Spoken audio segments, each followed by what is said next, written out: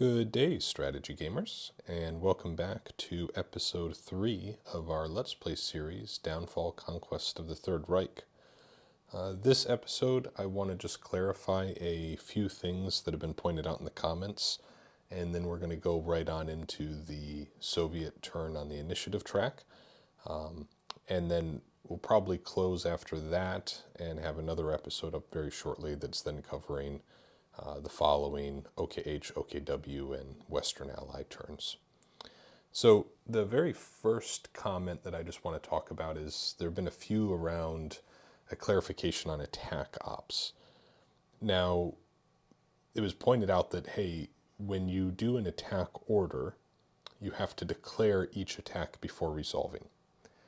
That's actually not how I had interpreted section 7.2 of the rules, and upon going back and reading it, I still think I've been interpreting it correctly. However, I can understand it is a little ambiguous. So just for those who aren't familiar word for word in the rule book off memory, section 7.2, which talks about attack ops, it states that attacks are declared and resolved one at a time in any order. And if you actually continue on to section 8, which talks about resolving combat, the very first step is, declare combatants. So that little first blurb in section 8 actually talks about how your attack order, you declare the attack, but then you immediately start jumping into identifying who the combatants are, who the attacker is, who the defender is, who are the flanking units, etc. And then you go through the full combat sequence. So when considering the wording in 7.2, and the phrasing in section 8 of step 1 of declaring combatants, I still feel that you are able to declare an attack, resolve that attack, and then move on to the next attack. If you play it the other way and declare every attack in advance, I don't think in most instances you're going to really be materially changing the game too much. And I do understand it does feel a little ambiguous, but I'm going to keep playing through the way I've interpreted it, and I've sought some advice from others, and they're reading it the same as I am. But I do understand it's not the most clear wording that they do have in there. But I just want to provide some explanation for why I'm going to continue on the path I have been of declare one attack, then resolve one attack, and that can happen in any order in terms of which attack you're declaring and resolving. The next that I want to talk about is that in episode 1, I jinxed myself by saying hopefully I don't count wrong, and turns out I counted wrong. So a couple of things were pointed out, and they're all spot on, and just they were misses on my part. And that is the combat that we had around Stalingrad actually had 2 errors. So in Stalingrad, I did account for the strength modifier for us attacking across a river that the defender has as an advantage. However, I had a lapse and did not add the strength modifier for defending in a city, which obviously is very beneficial. So that's a +1, so that would have shifted the column back to even. And then on the operation card, because we're doing the Operation Uranus card, I just completely forgot that we actually did have a modifier for DRM of +2. So when we look, and if we shift over to the even column, and if we would have given ourselves a +2 DRM instead of the if we would have added +2 to the DRM, which would have brought us to a +1 DRM, we would have actually landed on 11 on the even column, which is attacker lost 1, defender lost 2. We were here, which was a 1-to-1. So what I need to do to correct that is this 6th unit that was defending Stalingrad, we need to rotate it that it took a loss in pip strength of 1. So it conducted a retreat, but then it also did have a loss in strength of 1. So that's now corrected. The other thing, and don't think I actually made any gameplay mistakes with this, but a user pointed out, and I just really want to clarify because it's so important. This tripped me up in my first playthroughs too, and I just need to be more mindful of it. So many of these counters, they're reflective for the orders dual-sided, whereas OKH and OKW on the same counter. So when you're looking at initiative penalties, you really have to keep a watchful eye to make sure that you're considering some of these counters. Take this command failure, for example, right? It is also a command failure for the other Axis faction. So something to keep in mind there. Later, though, I did make a different mistake on the initiative track, and that was in episode 2 with the Western Allies when we were playing our attack order. I did not add 1 to the initiative cost here, which would have then brought us up to 27 on the initiative track instead of the 26 that would have just added 1 to where we landed on the initiative track. So I'm going to resolve that now. So the Western Allies are now on 27, which is where they should have been because of the initiative penalty that we had to pay. So I believe that's all the errata that I had in the first 2 episodes. I just want to add a note. Thank you so much for everybody who's pointing those out. I think it's good for all of us just to be aware that in this hobby, none of these games are straightforward. Don't ever feel like you have to have perfection and rules understanding to enjoy or play a game. I made some mistakes here, and I just appreciate my fellow gamers pointing them out, so that way not only I make sure that I'm more mindful when I play through to remember them, but also others that are watching the channel have an opportunity then to see what are common points of possible error or forgetfulness. So thanks again to everybody who pointed them out. It's very welcome and constructive and really appreciated. All of the errata out of the way, let's start playing the game. So right now, we do actually have it as the Soviet turn. The Soviet marker is actually underneath the OKH marker here on the initiative track. So the Soviets, because they're on the bottom, it's now their turn to go on the initiative. What the very first thing that we need to do with the Soviets is actually move the weather marker. So because it is not ahead of our initiative marker, we move it up to our current initiative marker spot. So this is now in initiative spot 24. And then we roll 2 dice to see how far the weather marker advances.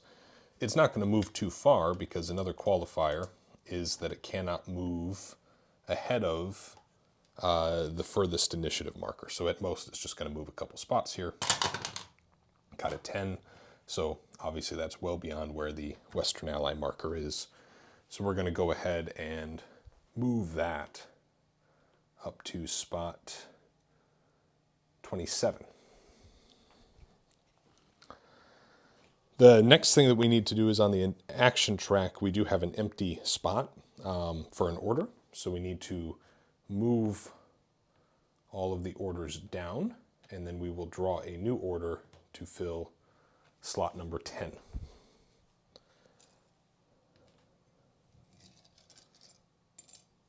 What did we get? We got a mechanized order. So again, this can be for OKH or OKW. So that'll be useful when we get to the OKH turn. Although we probably won't take it considering it's at the top of the track. That's a different conversation though. Now we have to start making a decision of what we want to do. I think this will be pretty straightforward though. When we kind of survey what happened in the previous episodes, you know, the Soviets made great attacks and had a couple of breakthroughs in their turn. But then OKH started to retreat part of that philosophy I described in episode 2. So the first order that's actually available on the action track is, and it's just out of camera actually, I'm sorry, is a Soviet move 3 order. So that would allow shock, elite, and partisan units to move 3. So maybe it's not so obvious because really most of our forces don't fall under that qualification. So that's a tough one to have at the bottom. And,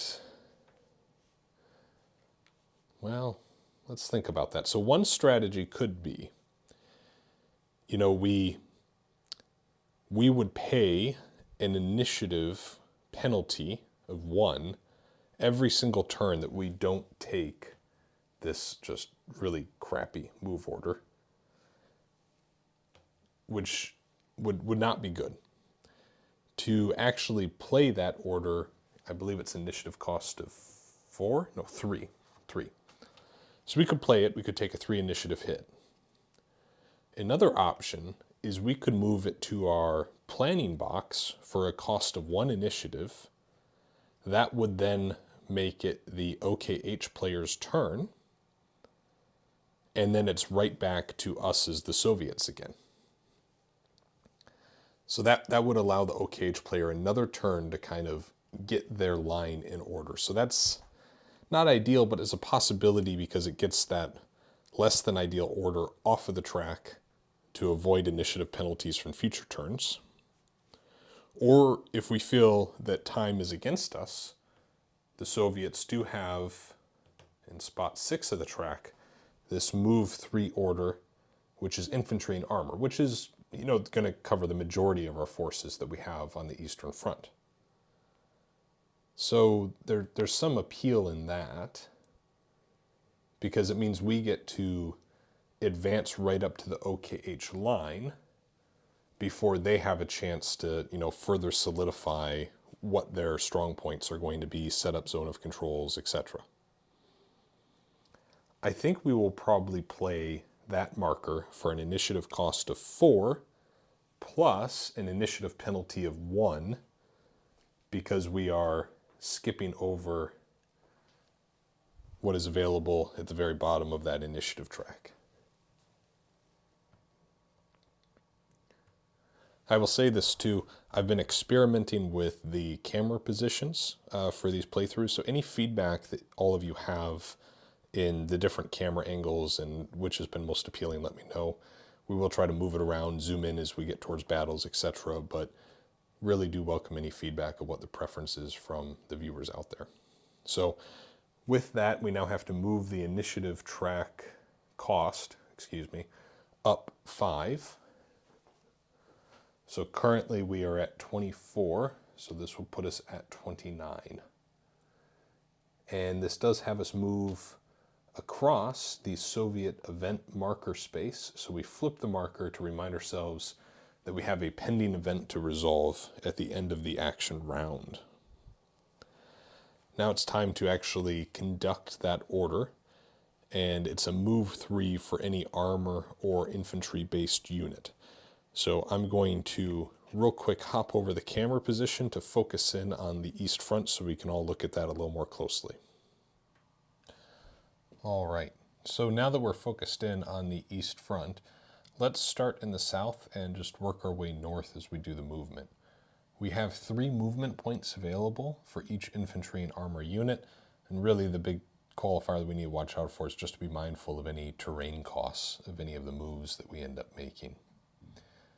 So in this particular move phase, we are also in snow, which is important to remember because that means that mountain hexes are difficult terrain to cross, and it's going to be 2 movement points to enter those, and it's limited to 1 hex in total when it's in difficult, unless it's across a rail. So it's just going to be really tough to move across any mountains, and that's something to be considerate of because we have here in Tiflis this infantry unit that we may want to move north of the Caucasus, or we could theoretically move it over to Batum, maybe sometime in the future do a sea transport, or move kind of one at a time across the mountains. So I think given that, it makes more sense for us to move north. So it is connected by rail, but it's still going to cost 2 movement points to enter.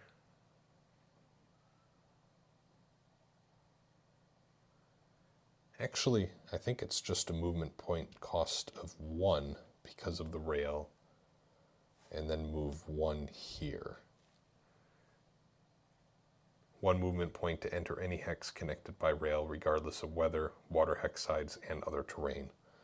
So that would take us to a total of 2 movement points. We are unable to cross into Piatigorsk because of the hex spine zone of control that the 1st Panzer is exhibiting there. So then with this infantry unit that begins in Grozny, we could move across the river on this side. However, I don't know that gives us a great deal of benefit. So one consideration would be that the 1st Panzer is probably worried about getting cut off here, say the rail line to Krasnodar. I think this unit we're just going to move one over to get ready for a possible attack against the 1st Panzer, just kind of preparing that a little bit. And then when we look north, let's now consider with this unit here, if they are able to perhaps cut off through a zone of control the 1st Panzer, I think that's worth looking at. So for clear terrain, it's just 1 movement point. So we could make it all the way to this hex. And if we make it to this hex, then the 1st Panzer, I believe, would be out of supply in the next supply check. Yeah, so the 1st Panzer, let's just hypothetically play this through. If this unit moved here, we would then be exerting a zone of control to the surrounding 6 hexes here, as would these units next to Pietrogorsk. So this would be zone of control for the Soviets, this would be zone of control for the Soviets. And he cannot trace supply through those zone of controls unless it's negated by a friendly unit. He also would be unable to move across the zone of control hex spines. So this would put this unit in a particularly difficult position here, where it would frankly probably have to attack to try to get out of this situation before a supply check event occurs. So I think we're going to move this unit forward to try to force that situation a little bit. And then we will take from here, I think we will take this armor unit down south. So this then has a zone of control hex spine along the river, which would make it more difficult for any relief forces to come, and keeps us a little more connected to with this unit, because we don't want them getting caught out by any stretch of the imagination.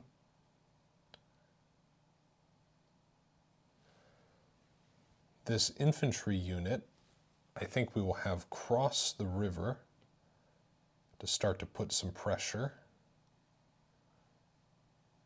This infantry unit will also cross the river. However, because it's on that rail, we're also going to pretty easily be able to move forward here. And we can't go any further because these hex spines would prohibit us from doing so. This infantry that was northwest of Stalingrad, I think we can have come into Stalingrad for 1 point, cross on the rail for 2, and then let's actually have them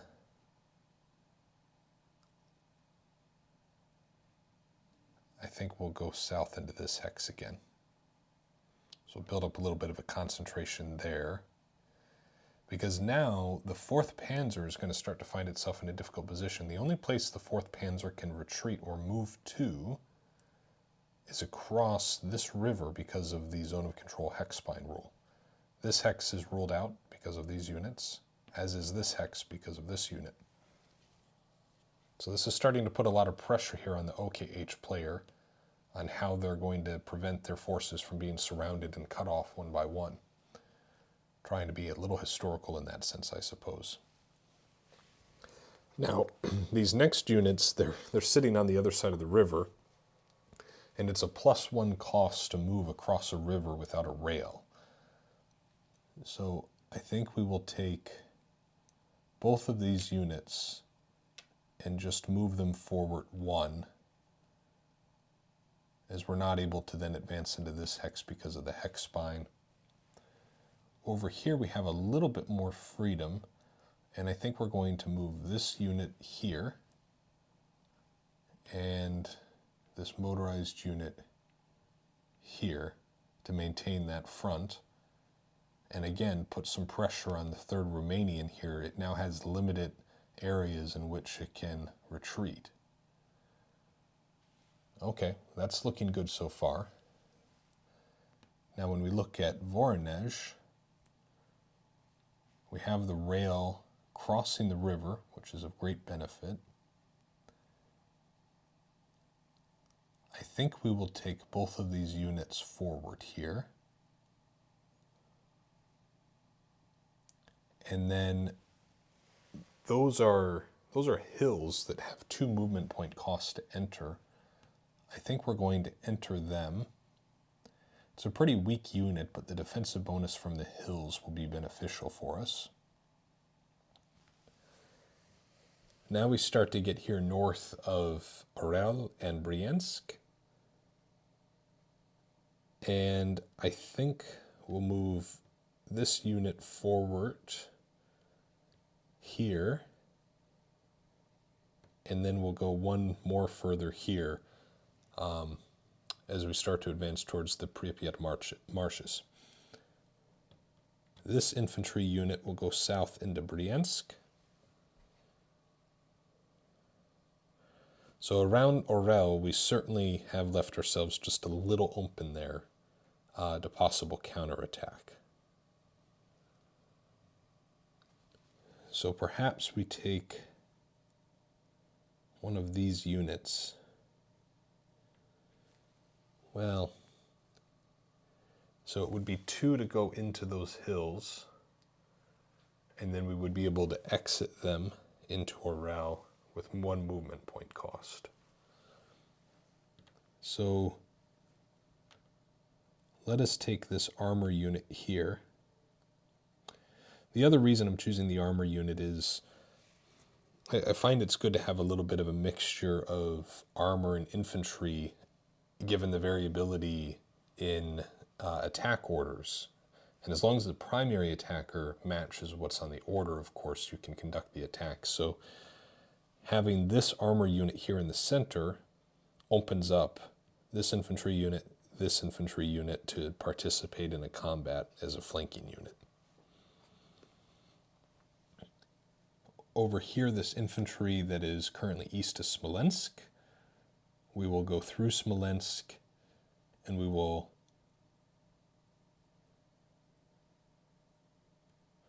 are going to advance into this hex here. Now,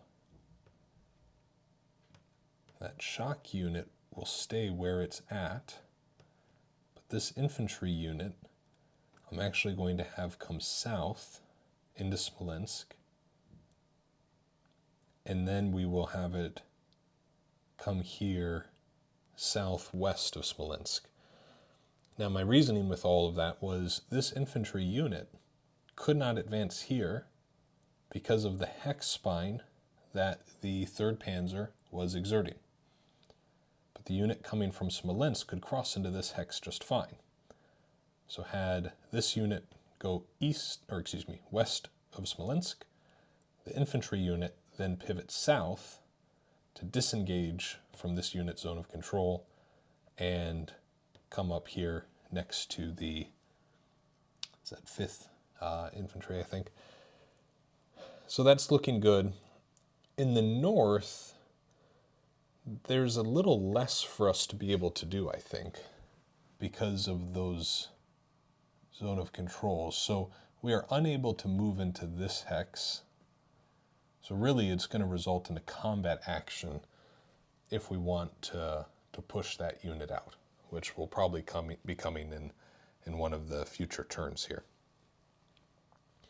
That should do it for all of the Soviet movement orders. Now, if we recall, we did have the pending event marker as we moved past the Soviet event on the initiative track.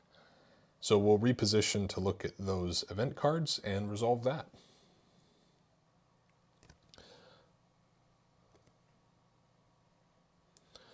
Now on to the event procedure.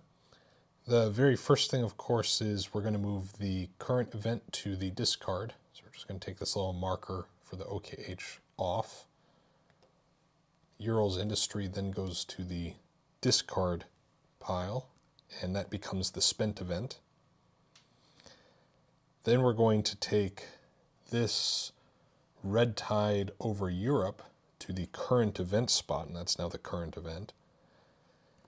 We have to take air units off the board to match what is currently shown. So here we have 2 Soviets and 1 OKH. Before we had 2 OKH. So off of the board, we're going to remove an OKH air marker. You can see just in camera, we have one here. What city is that? In Rostov. That's going to be pretty important to probably help the 1st Panzer and the 4th Panzer, is my expectation. So we have one that is actually just north in Kharkov that we're going to take off the board. So we now match the air units that are shown on the spent and the current event cards.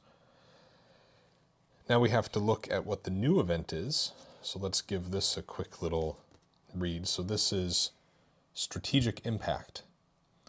So for the Allied and OKH factions, when this moves to the current event, this isn't now, but when it does, we're going to roll dice, and it looks like it's going to impact the strategic warfare tracks, and we'll have an initiative cost between the two. So that'll be interesting to see that current event resolved.